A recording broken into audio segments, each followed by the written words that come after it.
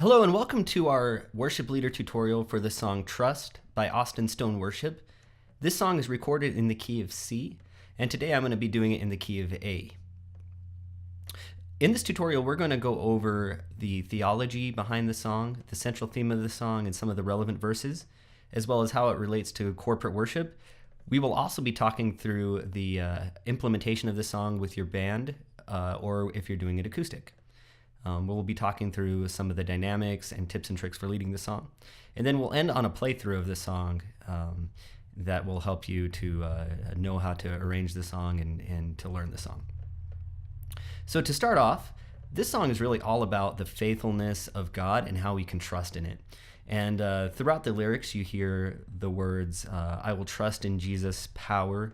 I will trust in Jesus' blood, blood that he poured out on the cross. And so you really get this idea of the faithfulness of God and how we can trust in him throughout the song. This really brings to mind Philippians chapter 1, verse 6, and it says, being confident of this, that he who began a good work in you will carry it on to completion until the day of Christ Jesus. And that verse is how God began a work in us as Christians, and that he's going to see it through to the end, and that we can trust in him. We can trust in him for that. So we can be confident that can be a word that's kind of synonymous with trust. We can be confident that it will happen. We can trust that it will happen, that he's going to finish that work that he started in us. So the song really goes nicely with that verse. Also, Psalm 73:26 says this. It says, my flesh and my heart may fail, but God is my strength, is the strength of my heart and my portion forever. And there's a verse in the song that says, though my heart and flesh may fail, I can trust in Jesus. And the beautiful thing about that is that we fail as Christians or as believers, we fail all the time, and that we can continue to trust Christ to save us. We can continue to trust him to forgive us and to as Philippians 1:6 said, to finish that work that he began in us. And so this song is really just a beautiful song about what Christ has done for us, and that we can trust him.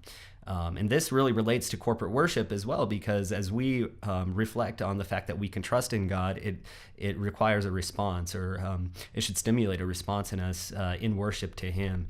And so as we think and reflect on these words throughout our lives, it's going to stimulate a response of worship to him in our lives. And then as we go into corporate worship together, whether it be on a Sunday morning or a worship night or whatever it may be, these words should cause us to reflect and to worship him and to think of the goodness that he has done for us, all the good things that he's done for us. So really an awesome song lyrically. This is probably one of my favorite songs lyrically that's come out in a long time. Just because I need personally a constant reminder that I can trust in Christ, and those things will help me to continue to worship and to remember to respond in him in worship with my life. So, real quick, we're going to talk about the dynamics of this song. The song starts off with kind of a synth intro that just kind of has a down strum on the guitar playing through it. And there's a synth part behind that. So if you do this without synth, you'll have to kind of fill that in a little bit. It might be awkward just to start off with just a down strum, but you might have kind of maybe the drums start off and kind of do just like kind of a kick and hi-hat right there, kind of pulsing that same beat that the synth does.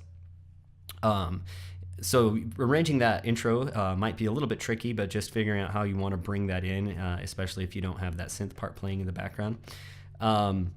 And just so you're aware, I'm actually doing, like I said, the song in the key of A, but I've got it capoed on the second fret, the guitar capoed on the second fret, so I'm using G chordings, but it is in fact in the key of A that I'm playing. So moving past that intro, the song is pretty straightforward. The one complicated thing about this song is really just the vocal range on it.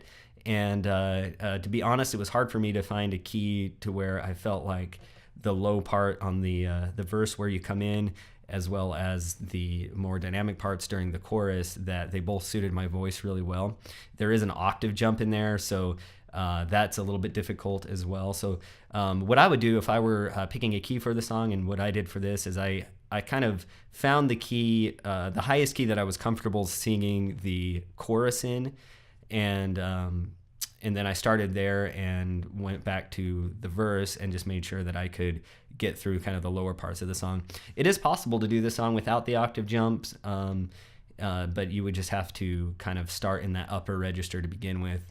And so if it's just impossible for you to get that full range of the song, that's kind of what I would recommend. Other than that, though, there's no complicated parts on the song.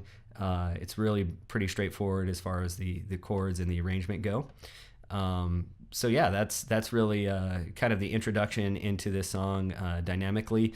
You'll want to keep in mind that there is a lot of dynamic in this song, and so it really starts off the intro and the first two verses are done pretty low, and then it goes into the pre-chorus and the chorus, and those kind of come up a notch, and then it comes back to the verse, and that's where you hear that octave jump. That's actually verse 3. You hear that octave jump, and that part is, like I said, it's pretty dynamic, and then it goes even into some more dynamic parts for the second pre-chorus and second time through the chorus.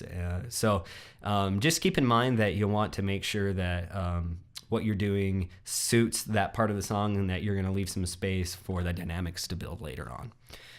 Right now, I'm going to go ahead and do a playthrough of the intro as well as the first two verses, the first pre-chorus and the chorus, so you can kind of get a feel for how you might do this song. Now I'm just going to do it acoustically, so this would be good for you if you're just leading for a small group or something of that sort.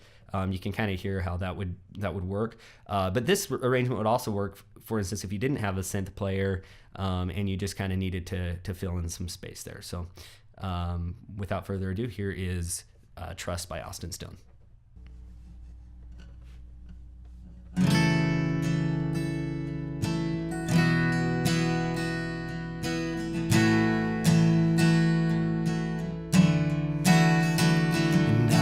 Trust in Jesus' blood, blood you poured out on the cross, and this grace was given once for all.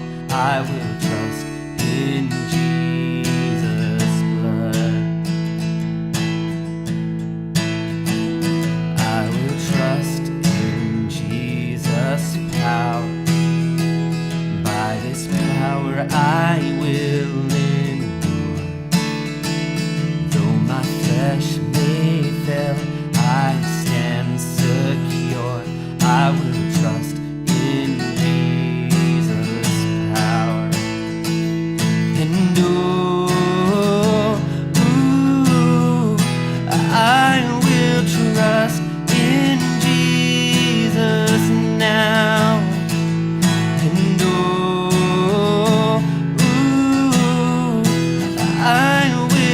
Trust in Jesus now.